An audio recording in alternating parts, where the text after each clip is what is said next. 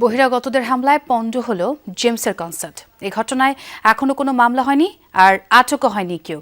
শুক্রবার রাতে ফরিদপুর জিলা স্কুল মাঠে হয় এই ঘটনা। প্রত্যক্ষদর্শীরা জানায়, জিলা স্কুলের ১৮৫তম বর্ষপূর্তি উপলক্ষে ২ দিনব্যাপী আয়োজন ছিল।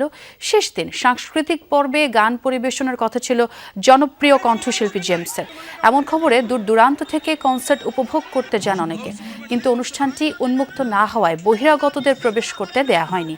কনসার্টে প্রবেশ করতে না পেরে এক পর্যায়ে ক্ষুব্ধ হয়ে ওঠেন তারা।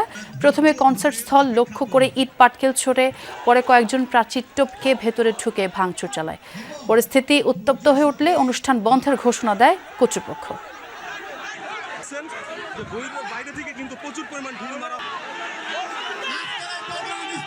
পনেরো 20,000 লোক বাহিরে দাঁড়ানো ছিল, তারাও অনুষ্ঠান দেখতে চায় এবং তারা ভিতরে ঢুকতে চায়।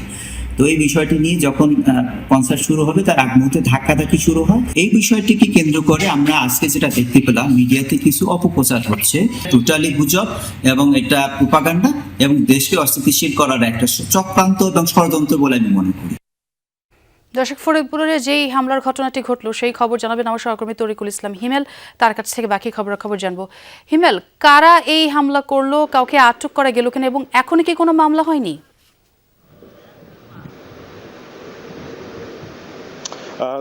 না, এখনো পর্যন্ত কোনো মামলার ঘটনা ঘটেনি। আমরা যতটুকু জানতে পেরেছি, আমি যদিও এখনো যে ঘটনাস্থল, যেই ফরিদপুর জেলা স্কুলে রয়েছি, এখানে আয়োজক যে কমিটি, সেই কমিটি কিন্তু ভিতরে একটি মিটিং করছেন এবং মিটিং তারা শেষ হলে হয়তো বোঝা যাবে যে তারা আইনগত কি পদক্ষেপ বা ব্যবস্থা নেবেন পরবর্তীতে।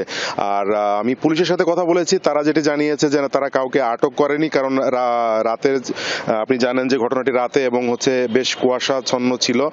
তারা আসলে পরিস্থিতিটি স্বাভাবিক করার কাজেই ব্যস্ত ছিলেন এবং এই ঘটনায় যারা আহত রয়েছেন তাদেরকে চিকিৎসার ব্যবস্থা, সেটি একটি বিষয় ছিল।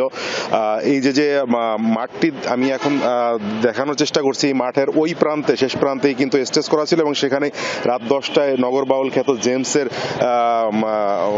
গান পরিবেশনের কথা ছিল এবং তিনি ফরিদপুরে এসেছিলেন সন্ধ্যা 7টার কিছুক্ষণ পরে যতদূর জানতে পারি, এবং এই স্কুলের পাশেই যে সার্কিট হাউস রয়েছে, সেই সার্কিট হাউসে তিনি অবস্থান করছিলেন। রাত 10টার দিকে তার এই স্টেজে এসে ওঠার কথা রয়েছিল, কিন্তু রাত 9:30টায় যখন এই সর্বশেষ র্যাফেল ড্র প্রোগ্রামটি শেষ হয়, তখন যে বাইরে যে দর্শকরা ছিল তারা আসলে ভিতরে প্রবেশের চেষ্টা করে, দেয়াল টপকানোর চেষ্টা করে, গেট ভাঙার চেষ্টা করে এবং তখনই কিন্তু এই পরিস্থিতি উত্তপ্ত হয় ধীরে ধীরে। পরবর্তীতে বাইরের যে উৎসুক দর্শক ছিল তারা ইট পাটকেল নিক্ষেপ শুরু করে এবং দুই পক্ষেরই ধাওয়া পাল্টা ধাওয়ার ঘটনা ঘটে এবং প্রশাসনের হস্তক্ষেপে বা প্রশাসনের অনুরোধে এক পর্যায়ে এই অনুষ্ঠানটি, সাংস্কৃতিক অনুষ্ঠান যেটি, সেই অনুষ্ঠানটি আসলে স্থগিত করতে বাধ্য হয় বা বুঝতে পেরেছি হিমেল, অনেক ধন্যবাদ আপনাকে।